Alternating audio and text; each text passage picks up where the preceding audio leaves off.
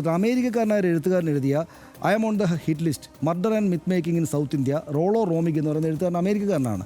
അദ്ദേഹം ഇവിടുത്തെ ഒരു പാദ്യ അക്കാഡമിക്കായിട്ട് എഴുതിയ പുസ്തകം. അതിനകത്ത് ഈ നിലക്കൽ സമരവുമായിട്ട് ബന്ധപ്പെട്ട് ചെറിയ ഭാഗമുണ്ട്. ആ ഭാഗത്തിനകത്ത് കുമ്മനം രാജശേഖരനെ പറ്റി പറയുന്ന ഇതാണ് ഭാഗം പറയുകയാണ്. His fame peaked in 2017 when the city of Kochi inaugurated its metro system.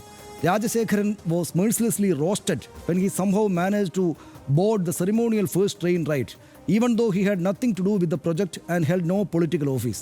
In 1,000 memes, he was ridiculed as free ride Kummanam and Kummanadi within quotes, and Kummanadi became the slang term for traveling by metro without a ticket. അതായത് കുമ്മനടി എന്ന് പറയുന്ന ആ പ്രയോഗം കേരളത്തിൻ്റെ സ്ലാങ്ങിൻ്റെ ഭാഗമായി മാറിയത് American എഴുതിയ പുസ്തകത്തിൽ വരെ വരികയാണ്. സത്യത്തിൽ പ്രധാനമന്ത്രിയും പ്രധാനമന്ത്രിയുടെ ഓഫീസും അദ്ദേഹത്തിൻ്റെ പാർട്ടിക്കാരെ കേരളത്തിൽ ഒന്ന് മെച്ചപ്പെടുത്താൻ വേണ്ടിയിട്ട് ചെയ്തൊരു പദ്ധതിയാണ്. അത് ഇങ്ങനെ വന്ന് ഭവിച്ചു. എന്നാൽ ഒരു തവണ ഉണ്ടായാൽ അത് പിന്നെ ഉണ്ടാവാൻ പാടുണ്ടോ?